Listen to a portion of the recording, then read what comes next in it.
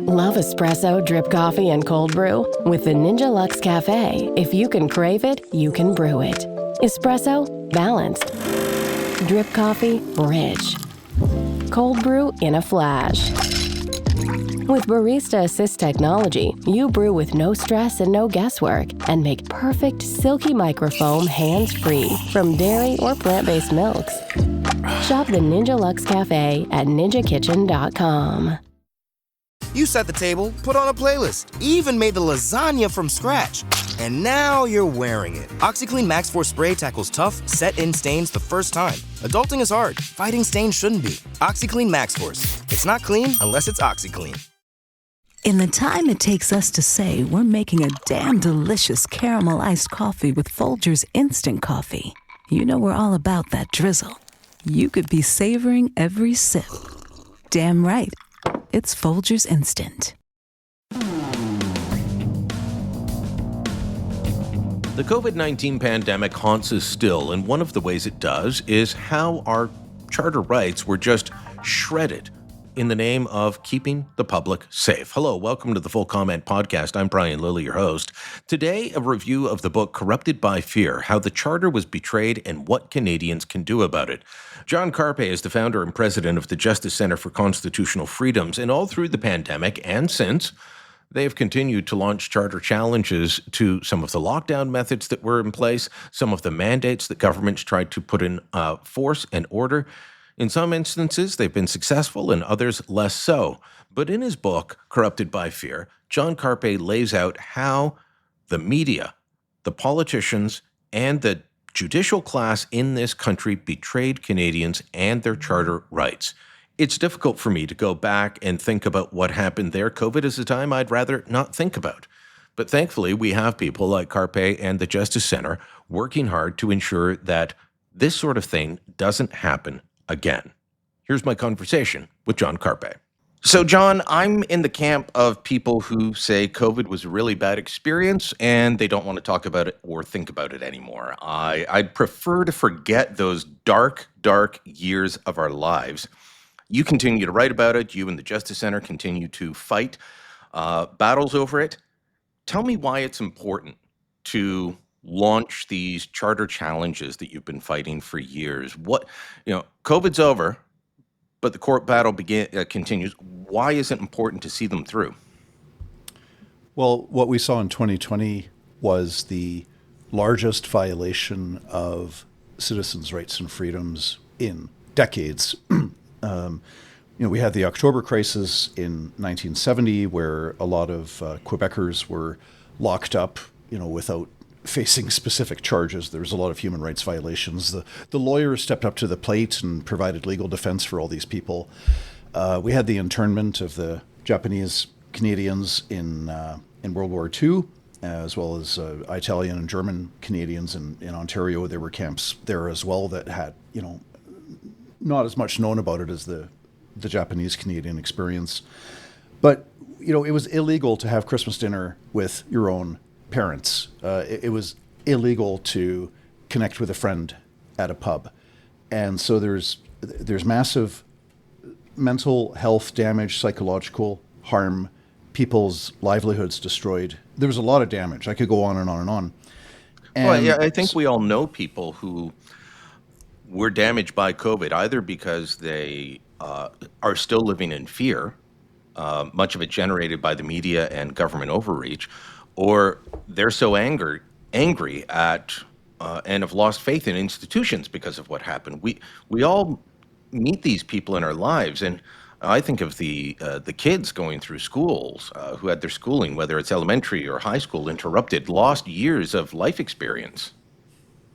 Yeah, the part socializing is part of. It's important. Pre-lockdowns, actually, pre-2020, there was already abundant evidence in the medical literature that we need face-to-face, we need in-person contact to be well, to be mentally healthy and physically healthy. We need to actually connect with people. This is why every Christmas, Canadians spend millions of dollars to fly somewhere, when really you could just have a Zoom Christmas or a telephone Christmas. But people want to see each other in person. So to respond to the question, it's about, why bother, why care? My reason is that these violations were not based on science. They didn't have a strong evidentiary basis. They inflicted massive harm. We have to learn from that experience. If we don't, what's going to happen is there's going to be some other virus that the government says, oh, it's really scary. It's going to be like the Spanish flu of 1918. It's going to be like the bubonic plague. So we're going to take away all your rights and freedoms because we have a scary virus. If we don't learn anything from what happened 2020 and onwards, we're going to get locked down again. Or what I think is more likely is not another virus, but we're going to be told that we have to give up our rights and freedoms in order to save ourselves from a climate holocaust. And again, it's it's a very precarious, shaky, not strong basis for taking away rights and freedoms. There's a whole bunch of layers there that could be a whole, it could be a 1 hour discussion. But if we don't learn that governments never take away our rights and freedoms without offering a nice sounding pretext, that's the key point. And so if we don't learn that, a government's going to come along in, 3 months or 3 years or 30 years, and they're going to have this nice sounding pretext, and we have to give up all of our rights and freedoms as we did in 2020. There was no easy way to challenge what was going on because you had municipal ordinances, you had provincial, you had federal, and the provinces even enacted their laws in different ways. Alberta used the Public Health Act. Ontario used the Emergency Powers Act and rebranded it as Reopening Ontario. So, you couldn't just have one challenge and say, okay, these things have to stop because they were all done differently. But in your book, Corrupted by Fear, you do write about Ingram versus Alberta. Explain the future impact of that, the importance of winning on that one. It already helped clear away, some prosecutions, and hopefully you can touch on that. But going forward, do you see that as a case that will be a marker set out for governments? Yeah, the Ingram versus Alberta was a very mixed result. We won in the sense that the lockdowns were struck down. Let me back up a little bit. So the claim was filed in December of 2020 against Jason Kenney's lockdowns, and we didn't get a decision until 2.5 years later, which is a disgrace, but that's a whole other topic. We don't have enough judges. Justice. We can talk about that in a moment. So the ruling that came out 2.5 years later in July of 2023 was that the Alberta's lockdowns were illegal because the court action and the testimony of the chief medical officer, Dina Hinshaw, revealed that the real decision maker in Alberta was not the chief medical officer, it was Jason Kenney. And the chief medical officer, Dina Hinshaw, said that she was advising Jason Kenney, making recommendations to Jason Kenney, but it wasn't really her decision. It was the premier who really made the decision. And cabinet, yeah. The premier and cabinet made the decision. And so the court looked at the act and said, well, according to this act, that is flawed. According to Alberta's Public Health Act, that is flawed. The decisions ought to have been made by the chief medical officer.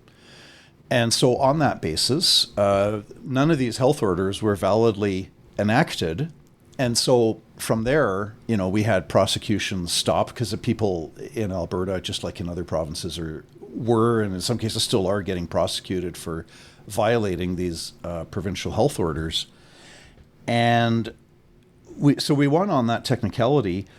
How the government responded to that was some 3, 6, 9 months later, the government amended Alberta's Public Health Act to say that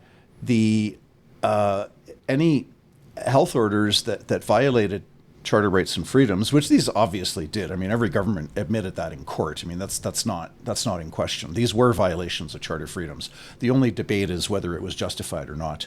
Mm-hmm. So the government amended the act to say that going forward, it will be the premier that makes the final decision. We're not going to have an unelected, unaccountable health bureaucrat be given unlimited power to violate the charter rights and freedoms of people. No, So- we'll do that. Well, That's a bad thing, so we'll do it. Well, at least if the premier is doing it, there's a little. If the premier and cabinet are doing it, there's some democratic accountability. This is one of the many bad things during lockdowns. Is we lost to a large extent. We lost our parliamentary democracy, where the laws are enacted by elected representatives who debate and who look at the legislation and who vote on it and who face an election sooner or later, and they can be held to account. That was ditched, and we had these unelected, like medieval monarchs, just walk up to the microphone and say, "I, the chief medical officer, decree as follows." And so we had government we had lawmaking by way of news conferences, and that was really a repudiation of our parliamentary democracy. We put it on the front page of the Toronto Sun as doctatorship. We put the pictures of Dr. Tam, then Ontario medical officer Dr. Williams, local officer Dr. Eileen Davila, and we just called them a doctatorship. In the early days, I remember there was a news conference in the morning where they outlined what were then very mild restrictions, but still restrictions that truly I don't think would survive a charter challenge. And then by the end of the day, they had said, "Oh no, that's not good enough. We've got to go even further." It was within 12 hours. It was remarkable to see. How disappointed were you to see that so many Canadians were willing to just give up on charter rights? Did that surprise you?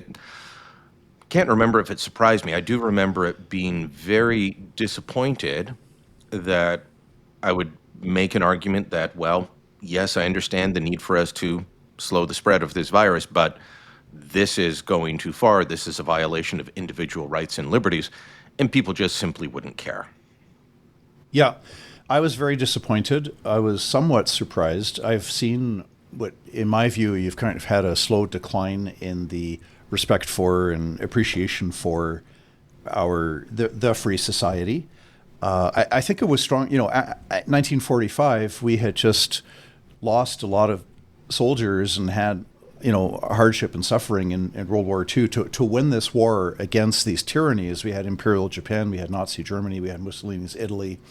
And in 1945, I think people were very aware of the difference between us with a parliamentary democracy and a free enterprise economy, and the government respecting our basic freedoms of speech, religion, conscience, association, et cetera, et cetera.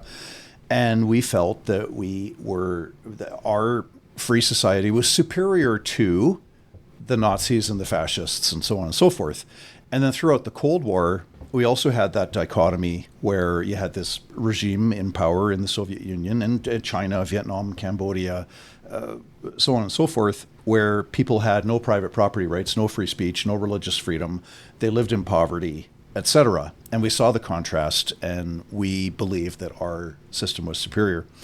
Some of the strongest critics, John, that I met, that I saw at protest movements, that I saw challenge political leaders, were people who had come from countries like Poland before the fall of the Iron Curtain and said, "No, I've seen this before. I'm not living like this." But an awful lot of Canadians were willing to sacrifice. I'll just give it up. That's fine. Look after me, Daddy. Yeah. The other part of it is, I think the survival of the free society depends, first and foremost, it depends on having a culture of freedom. If you have the majority of people, hopefully the vast majority of people, who really believe that a free society where government is our servant, not our master, where government respects our fundamental constitutional freedoms, our human rights, and so on, if the vast majority of people believe that that is superior to a repressive regime, be it fascist, communist, national socialist, theocratic, whatever, there's dozens of varieties of repression. But we have to believe that our respect for human rights and our freedoms and the free society is morally superior to other regimes. If you don't have the majority of people believing that, then no constitution, no judge, nothing's going to save you. So it's about the culture. And so we've seen this decline in Canada where today there are an awful lot of people who don't really appreciate our freedoms. And we saw that during COVID. It's like, yeah, okay, so it's illegal for me to go to a peaceful outdoor protest. Well, I don't care. And it's illegal for me to have Christmas dinner with my parents. I don't care. And, you know, businesses are getting destroyed left, right, and center, especially the restaurant industry was just severely punished. And, well, I don't care. It was really bad. And that's another reason to keep on talking about these issues is to, I guess, encourage people or even challenge people to think about what happened 5 years ago and get people thinking. And are you going to be acquiescent again at the next time the government comes to violate your rights? Maybe because I worked in the restaurant industry as a teen, but I wrote an awful lot about, you know, defending the restaurant industry here in Toronto and Ontario from the Ford government's lockdowns and crazy restrictions such as, okay, well, we can open up at this % capacity, but you've got to wear a mask when you walk to the table. Then you can take it off while you're at the table, but put it back on to go to the bathroom or to leave, and all these crazy things. And I would have people write to me who were embracing those measures, and they would say, why is your right to go have a beer more important than my right to stay safe? Well, one, there is no right to stay safe. I don't see that in the Charter. I mean, there's various ways you could argue it, I suppose. But it was about the right of people to gather, to socialize, to be gainfully employed. I mean, at one point, I think it was a 40% unemployment rate in the hospitality sector. Just decimated. Yeah. Well, I get into this in the book, Corrupted by Fear. I talk about the false media narrative, present company accepted, but just the whole notion that it's possible to stop the spread of a virus when in fact the best you could hope for is to slow down the speed at which it spreads. But, you know, people were claiming with zero evidence, people say, well, lockdowns are saving lives. Well, really, when you consider the fact that 80% of COVID deaths were in the long-term care facilities or the nursing homes, so lockdowns did not stop COVID from getting into long-term care facilities, which is where you had 80% of the deaths, nor did lockdowns prevent COVID from reaching every city, town, village, hamlet, everywhere in Canada where there's people living, COVID got there.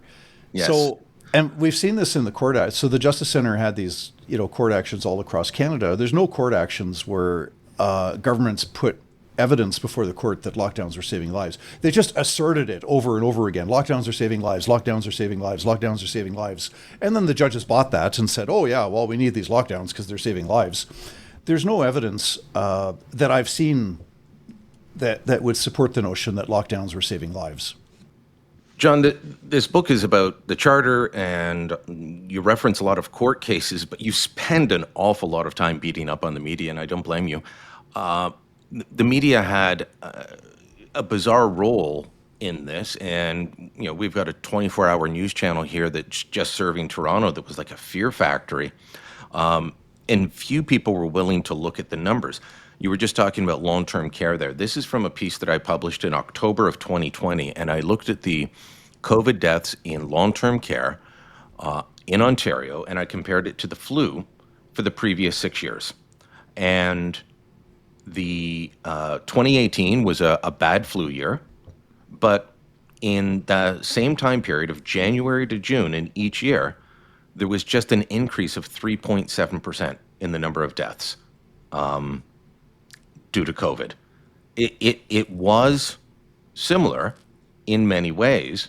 We could have treated it in much the same way, but we didn't. We overreacted, and instead of putting all of our resources into protecting vulnerable people, they decided that, well, professional young athletes who are very healthy have to go get vaccinated, and they're not allowed to play in front of people.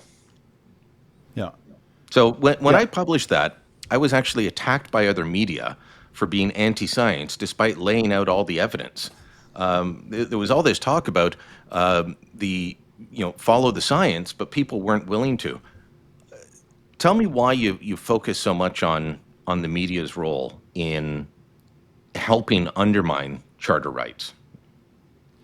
Well, it's, the journalistic code of ethics includes things like, give time and space and attention to different viewpoints, whether at least two, maybe there's 3, 4, 5 different viewpoints. Don't, have a healthy skepticism. So if a premier or a health minister, if any politician walks to the podium and makes a statement, you don't go into this paranoia, I'm sure they're lying all the time. But you also don't go to the opposite extreme of this credulous, well, the politician said it, I believe it, that settles it, it must be true. There's this healthy middle way of skepticism where somebody says it and you kind of go, okay, well, let's check that out. Let's do some research. This was just gone. And I guess, corrupted by fear. I say that the judges were corrupted by fear.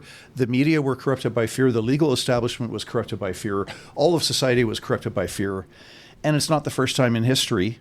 Because politicians in the past, and I look at, the opening quarter of the book is history in Europe, fascism, the growth of fascism in the 30s, how the National Socialists in Germany used fear to take away rights and freedoms and to keep themselves in power. They kept on promoting the fear. They didn't just use fear to acquire power and then let up. They continued with the fear. The Germans were told in the 30s that they were in imminent danger of a communist takeover.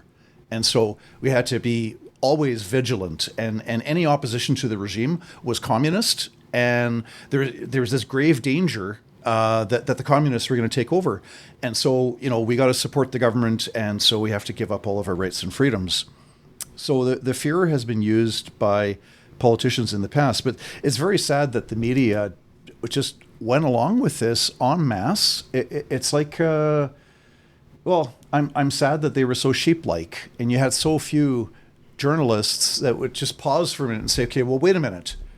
Is this actually true? Does this actually make sense? Which is the type of questions media should be asking.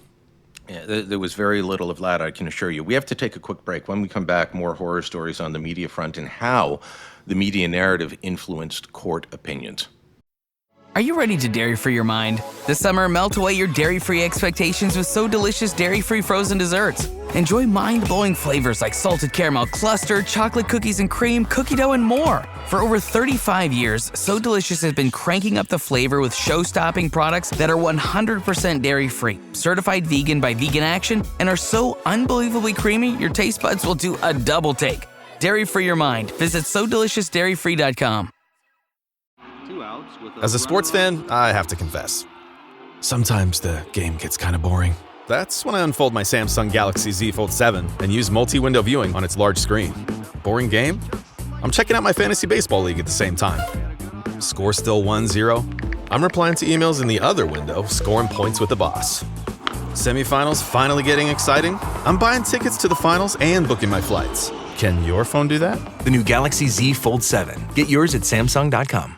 Hey, it's Ryan Reynolds here from Mint Mobile. Now, I was looking for fun ways to tell you that Mint's offer of unlimited premium wireless for $15 a month is back. So I thought it would be fun if we made $15 bills. But it turns out that's very illegal. So there goes my big idea for the commercial. Give it a try at mintmobile.com/switch. Upfront payment of $45 for 3-month plan equivalent to $15 per month required. New customer offer for first 3 months only. Speed slow after 35 gigabytes if network's busy. Taxes and fees extra. See mintmobile.com.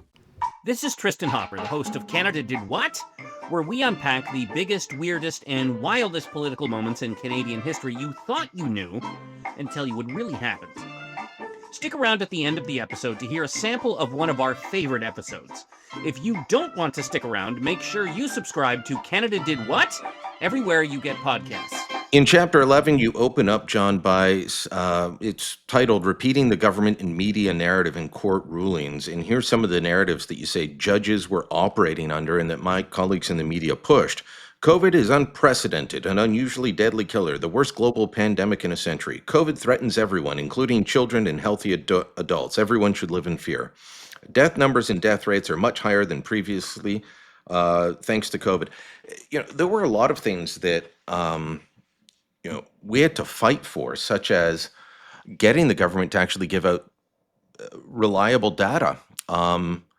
They were counting everyone in hospital with COVID as a COVID patient.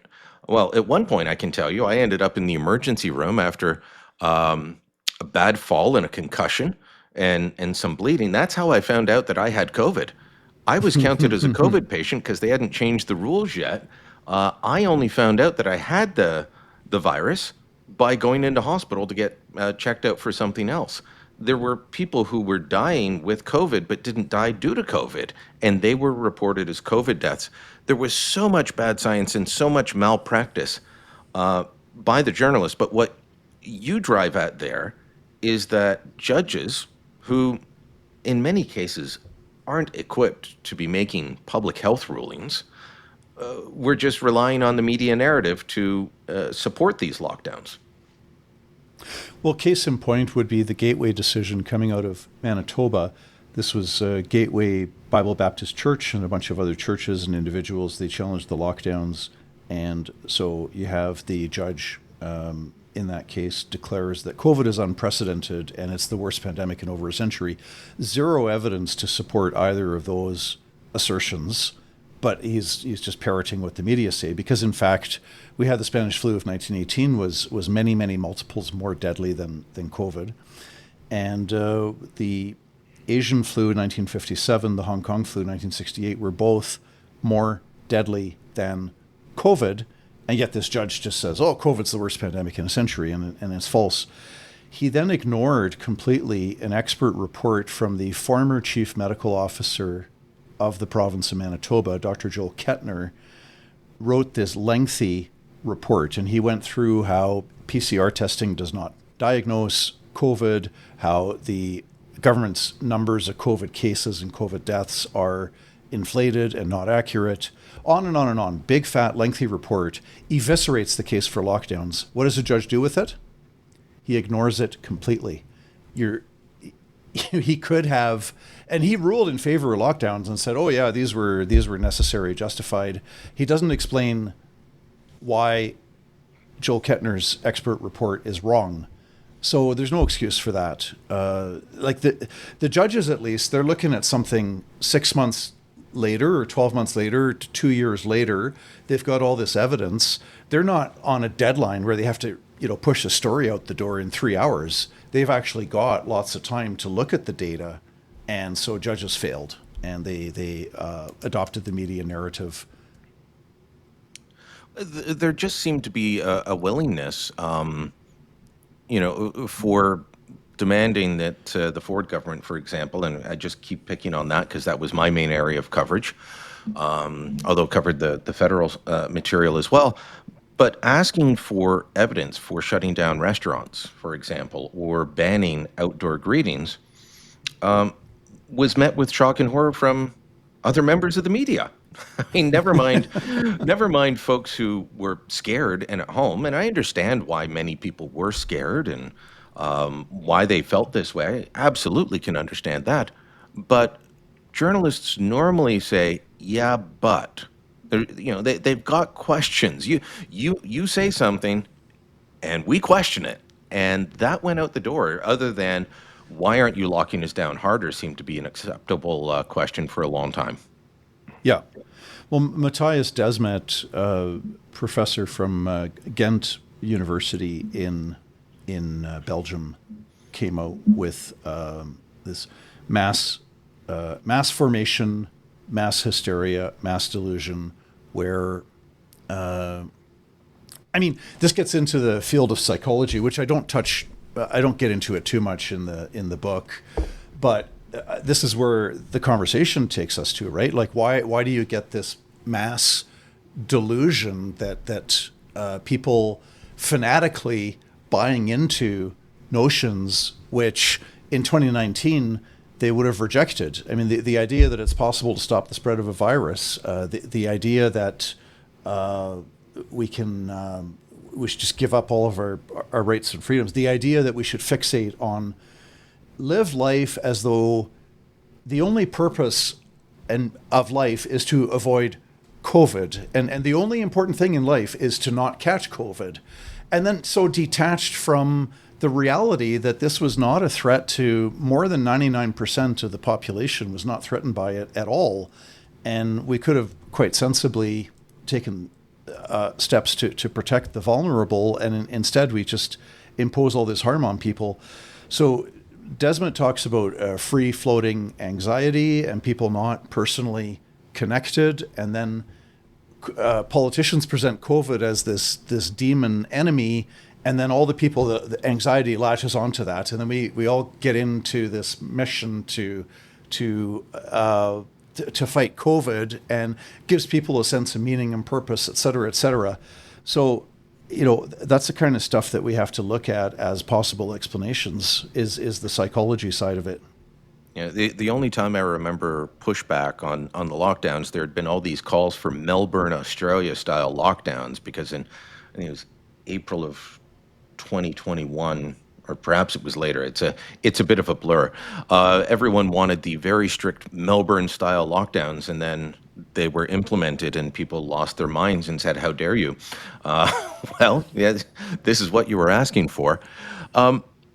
You're still fighting some cases through the Justice Center, and it's still hard to fathom that we had people fired by various governments or institutions who were working at home. You've mentioned some health administrators in British Columbia, but I believe there were federal civil servants in Ottawa working from their home, no interaction with anybody else, but fired for refusing to get vaccinated. We suddenly went from my body, my choice to your body, my choice. Yeah. Yeah, it was quite the shift. Again, it shows the utter lack of science and appreciation for science when in British Columbia there were healthcare administrators who were fired for not getting injected with the COVID vaccine. And the same with university students. There was a very twisted irony that society went from, in 2020 and into 2021, the universities switched largely to, or in some cases entirely to Zoom, right? So now we've got nobody's going to meet in class anymore, and everybody's taking their class through a computer screen.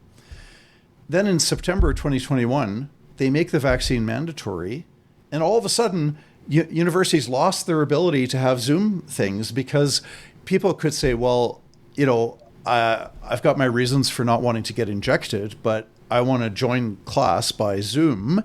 And universities are going, no, you're going to get expelled from university over not getting injected because we refuse to set up a Zoom link. Yeah. There have been mixed results in this, if I'm correct, in terms of challenging these in court. I can't see how a judge would reasonably come to the conclusion, looking at all the charter evidence, that forcing someone to be vaccinated, and I say this is someone who, was vaccinated by choice, it makes me really worried about the state of our court system, that we would have judgment saying that this is acceptable.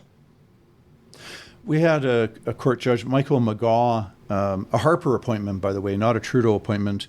Judge Michael McGaw in Saskatchewan ordered a 12-year-old girl to get injected with COVID vaccine against her will and the will of her mother, but it was a father's application to get his daughter injected. And the scariest thing about the ruling is that he took judicial notice, which, as you know, it's a tool that judges have. If you've got some lunatic that walks into court and says that the world is flat and not round, and he wants to use up the court time to prove that the world is not round.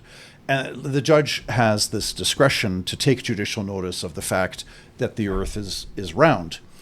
And so that's all well and good. Judicial notice it's a tool, but it's supposed to be used only in situations where no reasonable person would dispute what is being advocated, and where there is immediate access to a source of verification of indisputable accuracy.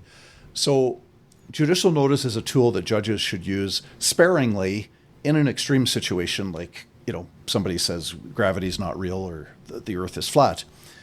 This judge says he takes judicial notice that the vaccine is safe and effective for adults and children because Health Canada and the Saskatchewan Health Authority have said so. This is statolatry. This is the worship of government. For this judge, the government said it. It's absolutely true. I believe it. That settles it. We can move on. like government's like God. Government can neither deceive nor be deceived. And if government says it, it's true, and you have to believe that. So he takes judicial notice of the vaccine being safe and effective because government says it is. But shouldn't it be about that person's individual choice? This one's a bit muddier because it involves, parents fighting. But, someone getting fired and that being held up in court, the judge should be looking at my individual rights. I chose individually to say, yes, I will take this vaccine. And I had my reasons, such as my parents being in the prime area and looking at the facts and saying, okay, I want to see my parents. I want to make sure they're protected. But if I had come to a different conclusion, then it's my individual rights that should be the judge's consideration, not, hey, I've looked at what the government said, so to hell with you and your rights. Well, this is where the comparisons with fascism come in. I think we should learn from history. So fascist movements in Europe were strong in Germany and Italy in particular, because they took power there. But there were fascist movements in Portugal, Spain, France, Hungary, the Netherlands, Denmark, Britain. I mean, it was all over the place. And it was this rejection of the classical liberal respect for the individual, where I say, look, I'm a human being created in God's image. I have certain rights. I have bodily autonomy. I have the right to practice my religion. I have the right to say what I want to say, et cetera, et cetera, et cetera. That is a classical liberal perspective. And the fascists in Europe in the 1930s basically said, well, to hell with your rights. We all got to get behind the national project to advance the nation and to build up the glory of our nation. Now here with COVID, obviously it's a different project. The project was not, restoring Canadian greatness and, preparing for taking over the United States and world domination. It wasn't like that, but it was like, we all got to get, to hell with your rights and freedoms. You got to get on board with the big project. Everybody has to support the big project. That's fascism. And it was extremely disappointing to see. How many, give us a quick update on cases that you've still got ongoing challenging this through the Justice Center. I know you're providing support to Tamara Leach and Chris Barber. That was with the convoy, but also you're supporting people who are challenging other mandates. Yeah. So we've got about a half dozen criminal cases left for people like Chris Barber, Tamara Leach, Evan Blackman, where they were criminally charged for participating in a peaceful protest. And we've got another half dozen or so cases that are before the various courts of appeal, especially in British Columbia, where we had, the the government closed down churches. It made in-person worship in church was illegal, but restaurants and bars and strip clubs and gyms, like everybody's open, except not the churches, right? So that's an example of a case where these pastors actually said, look, we will abide by the hand sanitizer, the masks, the social distancing, the capacity limits, everything. We'll comply with all the rules. We just want to meet in person at church, and we'll even do, limited capacity, 6 feet apart, masks, the whole kit and caboodle. And Bonnie Henry said, no. So that's really bizarre, because I didn't realize that, and all through the pandemic, I kept saying, why can't we be more open like British Columbia? Because Ontario had ridiculous lockdown measures, and by comparison, BC looked good. I didn't realize they shut down all churches. Well, it was very, it was different in each province. I mean, generally speaking, the restrictions that in Alberta were less. They were not as severe. However, Jason Kenney is the only premier in Canada who locked up pastors and jailed pastors. And he pretends that that was just a decision of the judge and the Crown prosecutor and it's beyond his control. That's not true. Alberta Health Services went to court to get injunctions against these pastors such that if they disobeyed the rules, they would not merely get a ticket as they did in other provinces, but they would actually be jailed for being in contempt of court. Jason Kenney did that to lock up pastors. So it was what I'm trying to say is it's very mixed in each province. So BC was, less locked down than Ontario for the most part.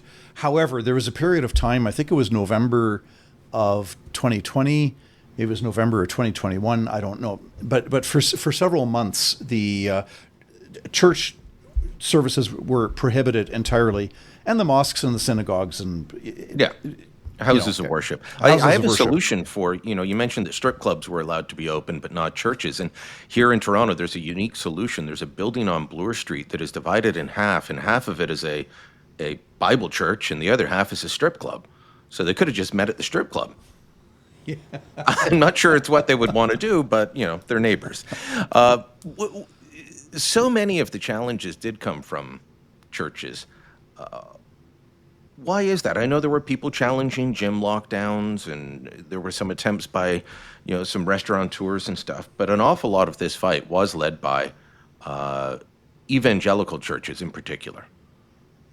Yeah, the Catholic Church could have, as the largest denomination in Canada, they could have single-handedly shut down lockdowns entirely by just saying, hey, it's part of our religion that you have to receive communion in person, and the priest has to consecrate the host in person. He can't do it via Zoom. They had a stronger rationale than the evangelicals did, but Catholic Church just embraced the false media narrative entirely. So there were churches all over Canada, but even there, I should point out, the church was very divided.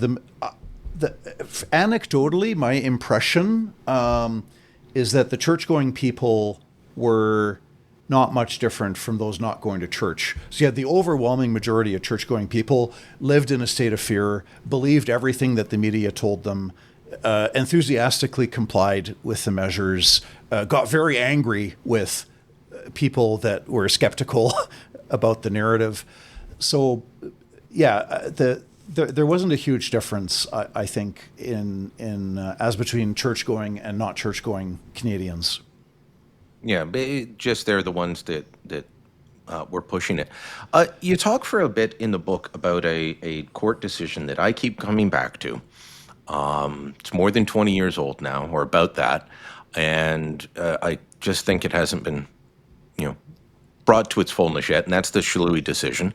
How does that relate to COVID, though? That's a case about a man in Quebec saying you're delaying my surgery by not allowing me to pay for it out of my own pocket, and therefore infringing upon my rights. I think that should apply across the whole country, by the way, but the judges in that case twisted themselves into pretzels to make sure it didn't apply.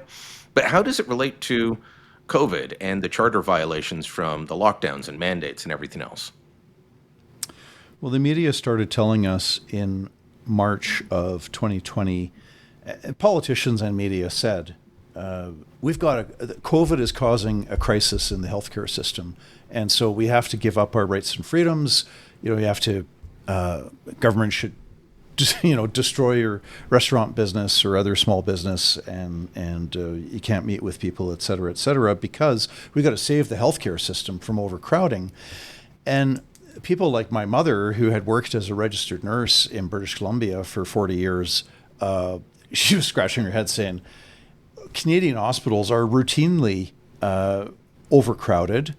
There are thousands of people, probably tens of thousands of Canadians who have died on waiting lists. They need a heart transplant, or they need this or that, and they're on a waiting list and they die. In Ontario, there was a case, Christine Elliott didn't care less. There were 35 people on waiting lists for heart surgery who died because all across Canada, these chief medical officers, they canceled tens of thousands of surgeries. Okay, in Alberta, it was like 23,000 surgeries canceled. Well, that's about a tenth of Canada's population. So it was like 200,000 surgeries canceled, right? A lot of those people died. Mm-hmm. Now, where Shalhoub comes into this is we've had a long-standing problem in Canada not caused by COVID, but we've got a government monopoly healthcare system where there's no incentives for efficiency. There's very little accountability. We spend more than most countries per person, and we get inferior outcomes. And to say that the overcrowding in hospitals is caused by COVID, and it's all these shameful people who refuse to get injected that are, flooding the hospitals. I mean, these are bald-faced lies. Healthcare has been horrible in Canada for a very long time, and anybody who says that this overcrowding is caused by COVID, either they're ignorant and they don't know the facts, or they're being deceitful. I think the Schluey decision was 2005 because I think it was the end of the Paul Martin government, and it was the a guy great decision. Almost great decision. It should have applied across the whole country. They said it just applies to Quebec. But the man was granted the right because the government failed to provide adequate services in the hospital system to deal with overcrowding 15 years before COVID hit, that he was allowed to go out and pay for his own. That was an incredible decision. But, I like how you point out that, again, false narrative that we needed to shut everything down because the healthcare system's never seen overcrowding before. No, flu season, routinely overcrowded. They would announce, I think it was a code purple, meaning all surgeries are canceled because the hospital's just flooded with a whole bunch of flu patients, and we're just, so surgeries would be canceled and rescheduled, but not on the scale. This is the other stupid irony of it. On the one hand, they say, well, we have to accept the violation of our charter rights and freedoms in order to save the healthcare system so that the hospital does not get overcrowded, so that we don't have to cancel surgeries. So on the one hand, we're being fed this rationale, and then they turn around and they canceled surgeries anyways. John, thank you for your time. I hope you and the Justice Center continue the good fight. Thanks so much. Thank you. Full Comment is a post-media podcast. My name's Brian Lilly, your host. This episode was produced by Andre Proulx, theme music by Bryce Hall. Kevin Libin is the executive producer. Please remember to hit subscribe wherever you get your podcasts, on Amazon, on Spotify, Apple, wherever you're listening. Hit the subscribe button so you don't miss an episode. Thanks for listening, and until next time, I'm Brian Lilly.